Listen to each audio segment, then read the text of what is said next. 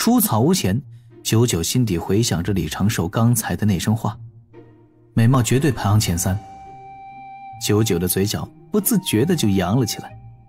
这家伙还真是大逆不道，这话都敢说。拉开门，九九如风一般的冲向了隔壁草屋，那里不多时就传出了一阵争抢之声。抢大神，加倍，超级加倍！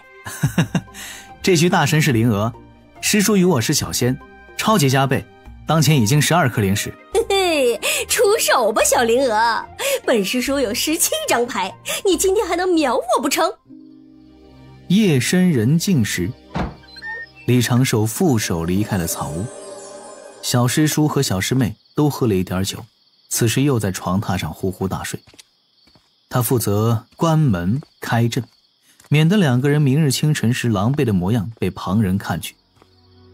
回了单房，进了地下密室，李长寿坐在了角落的蒲团上，闭目凝神，双手抱圆皈依。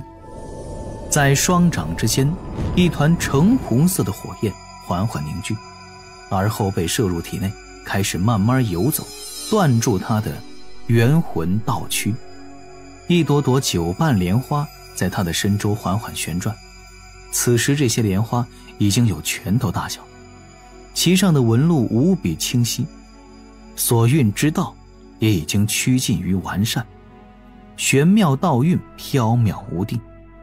但他依然觉得有些不足，迟迟不愿意踏入归道9境。清晨时，熟睡的灵娥被人大力晃醒，他还没有完全回过神来，就听到九九兴奋地喊着：啊哈！本师叔平静竟然自己破了！小灵娥，记得告诉你师兄一声，我先回去闭关了。睡一觉就破了？记得告诉你师兄一声，我出关再来帮他炼丹。蓝灵娥迷迷糊糊地回应着，睁眼就看到九九在满地找鞋。这位小师叔此时精神颇为振奋，修为再次朝着天仙境迈出了坚定的一小步，冲出草屋，跳上葫芦，朝着破天峰的方向匆匆而去。蓝灵娥在床边待了一阵，打了2个哈欠，走到梳妆台前。想到昨天这位小师叔搞的那点小事，灵娥的嘴角就抿出了少许笑意，随后悠悠一叹：成仙以后真自在。师妹在。一缕传音入耳，灵娥下意识地应了一声。师叔所说我听到了，我大概要闭关3个月，3个月后可能要外出一趟，你可有什么需求的丹药？这一次外出大概要3-5年才可以返回。师兄要跑出去渡天劫了？灵娥先是一喜，随后就是不开心地鼓起嘴角。喜自然是为师兄欢喜，不开心也只是觉得师兄一出门就要3-5年，自己上山之后还没这么久见不到师兄过。没有什么要求的，师兄你自己照顾好自己。蓝灵娥小声地嘀咕了一句，传音之中传来了些许的笑声。李长寿又叮嘱了一句：我离开时会把师父喊醒，请师父这几年不要闭死关。你要记得不要到处乱跑，我之前的叮嘱要时刻记在心里，莫要大意被人欺。知道了，师兄。师兄你出关再说这些事也不迟。蓝灵娥眸子一转，该不会你想直接溜走吧？单房中，李长寿笑了一声，并未继续传声，低头看了眼自己掌中泛起的一缕青光。他也没有想到归道9境比自己预想中的来得早了许多。此时他的道境有一股如同雨后春笋般时时刻刻想要往上钻的冲动，还好尚且还压制得住。冲入归道9境之后，自己很可能会直接面对天劫，渡劫的事项也必须要提上日程了。外出渡劫是李长寿很早就定下的计划，一来不想暴露自身修为，二来不想让别人看到自己的天劫。渡劫毕竟是自己的事，而且护山大阵没有半点效果，在外找一隐蔽无人之地渡劫，与门内渡劫的安全系数其实相差不多。但是想要顺利的溜出山门，也需要花费一些心力。还好有余。渡仙门的门规森严，但大部分都是对未成仙的弟子，约束弟子的言行举止，督促弟子修行，且保护弟子安危。李长寿在渡仙门的弟子册中是一位优秀的反虚2阶炼气师，外出有颇为严格的限制，这也是他会选择历练大会去北去泸州寻药的原因之一。而为了这一次能够外出渡天劫，李长寿早就准备好了去百凡殿申请外出的理由。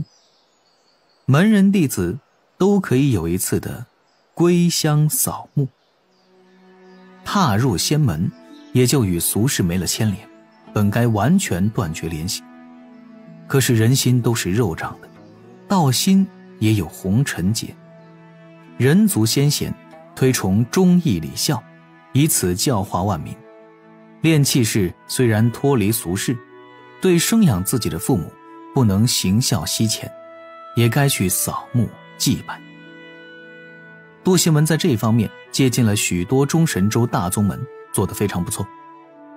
若是从凡俗而来的新人弟子入门之后，门内就会有专门负责的外门执事，每隔10年会去照看一次新入门弟子的父母，给他们保障生活的金银财物，为他们言说该弟子在门内近况如何，也会给一些祛病的丹药，躲灾的符箓，但是不会助他们增加寿元。生死皆有定数，天命有所限制，渡仙门也不愿意沾太多无谓的因果。待该弟子的父母去世之后，门内也会给这位弟子通知，并且准许弟子随时回乡3年为父母守墓，自此彻底斩断与俗世的牵连。18年前，李长寿就接到了门内的通知，自己俗世的父母已经双双过世。在渡仙门的关照下，本只是南州一处游牧部落普通牧民的父母，活过了100多岁，一生无病无灾。对于这一世的父母，李长寿其实没有太多的印象，毕竟早年就被师父带上了山，而且自己上山也为他们换得了一世衣食无忧，无病少灾。接到门内通知时，李长寿本想立刻就过去守墓，但是因为筹备外出渡劫之事，就暂时压了下来。但这里面还有些许的麻烦。守墓的3年之中，在外奔波的外门执事若路过该弟子的家乡，便会去看一看弟子的近况如何。对于这一点，李长寿也有所准备，早早的就跟百凡殿那几位负责弟子事务的长老混熟了关系，真鱼之交。此长老并非彼长老，百凡殿长老大多都是门内老真仙，比如那位葛长老负责处理内外杂事，真正的渡仙门长老都在各峰修行，不问杂事，非天仙境不可获得这般名号。3个月后，李长寿喊醒闭关的师父，言说自己要回家乡守墓之事，意在让师父多照看小师妹。齐元老道自然应允，他也没有多想，还劝李长寿要早早地放下俗世牵挂，专心修道。兰陵娥倒是有些依依不舍，小声地问了问：我能不能也陪师兄你去守墓呀？你猜？李长寿眯眼笑着，兰陵娥顿时知道了答案，低头应了下来。山水云雾间，依依惜别时。李长寿在湖中捉了几条灵鱼，揣在袖中，驾云朝破天峰方向而去。兰陵娥站在湖边，静静地注视着师兄的背影，心里念了一句平安渡劫。待了半日才回草屋修行。到了百凡殿，李长寿熟门熟路地寻到了自己相熟的长老，言说自己想要归乡扫墓。今日轮值的这位魏长老欣然准许。长寿啊，我记得你家是在南州东北区域，刚好有门内执事明日要去南州办事，让他带你一同去吧。这个……李长寿在袖中拿出了几条鲮鱼。长老，有件事，其实还想长老您费费心。你这小家伙。这魏长老顿时眉开眼笑，将那几条被水球包裹的鲮鱼接过，拿来一只瓷缸，将鲮鱼放入了其中，赞扬：人皆有所好，有人爱喝酒，有人爱美味，尤其是这般培育十分困难，堪比美味一绝的李伟。魏长老笑道：说说吧，你打的什么主意？弟子是想趁这个机会在南州历练几年，能否不让内门执事去我家乡那边查看，也别让内门执事带我过去。行，去吧。魏长老将面前的竹简拿起来，刚好省了一片竹。你是修仙的好苗子，今后前途无量，要记得不可惹是生非，不可违反门规，也不可留恋俗世繁华，被俗尘蒙了向道之心。李长寿连声应是，拱手道：多谢长老成全。小事罢了，去吧，早去早回。魏长老摆了摆手，将一枚弟子外出的玉符递给李长寿，又叮嘱李长寿几句，让他少在俗世人多的地方乱走，免得被俗世浊气迷了道基。这长老对于李长寿的关切并非虚假，毕竟这些年零零总总，李长寿也送了上百条鲮鱼了。常有门内弟子借扫墓回乡，在俗世中溜达几年，被内门执事给捉到，也就是一顿责骂，扣扣月供。魏长老对此早就见怪不怪了。几条鲮鱼，换这位长老不将他外出扫墓之事记录在册，自然就不会有内门执事前去查看了。这在魏长老看来，无非就是年轻的弟子想去俗世享受享受，没什么大不了的。但是对于李长寿来说，这也是渡劫计划中十分关键而且必须达成的一小步。离了破天峰，驾云一路向南飞，不多时便飞抵了山门处。拿了外出玉牌，言说自己归乡扫墓，负责守山门的仙人也叮嘱李长寿在外面小心行事。李长寿道谢两声，驾云飞出山门。山门周遭千里，其实都算是渡仙门之地，门内几处重要的灵脉矿就分布在南边的区域。李长寿驾云飞出了2000里，落在一处林中，在林内隐蔽角落观察了2日，确定门内无人暗中跟踪自己，这才是施展土遁，朝着南方遁去。这一路，逢山施土遁，遇水施水遁，遇过炼气士斗法，碰上了山妖内斗，撞到过叔嫂寻欢，见识了数千凡人厮杀乱战，走走看看，脚程不停。李长寿就如同一道无人能够发现的幽灵般，走过了1个万里又1个万里。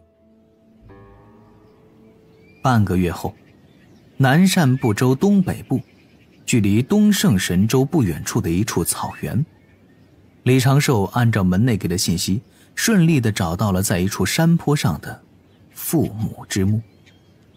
这墓修得十分考究，一看就是花过不少财物。墓碑的角落还有渡仙门的标记，碑文还有长子长寿力的字样。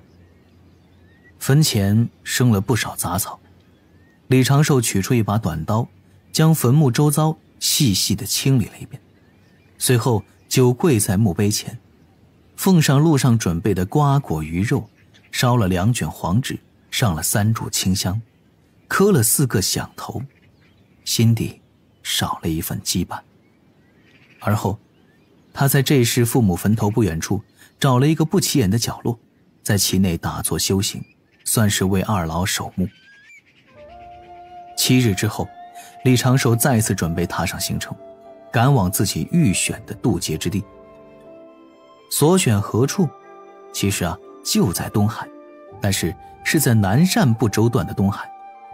因为是在俗世的疆域内，那里很少有炼气士出没，俗世浊气混杂，也只有少许小妖为祸。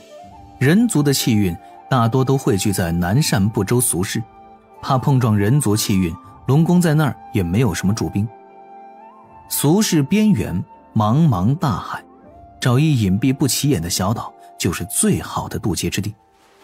李长寿在袖中手镯取出了一只标着地字12的宝囊，在其中取出了一堆眉笔粉黛以及自己琢磨开发的化妆材料。随后，这大老爷们儿2辈子头一次开始仔仔细细地为自己变装。伪装身形容貌有几个基本原则，如果单单使用障眼法或者是幻形术，在李长寿看来还远远不够。他呢，先要用化妆术等物理方法变动容貌，之后再贴一张特制的超薄水润蚕丝面具，而后再用障眼法化作一名老道，随后再次施展幻形术。这样若是有高手看他一眼，看破了2层术法伪装，也看不到他真正的模样。在外行走的炼气士大多都会用障眼法，这没什么稀奇的。收拾了小半天，李长寿化身一名冷面老道，悄然吐遁而走，朝着东海寻觅闭关渡劫之地。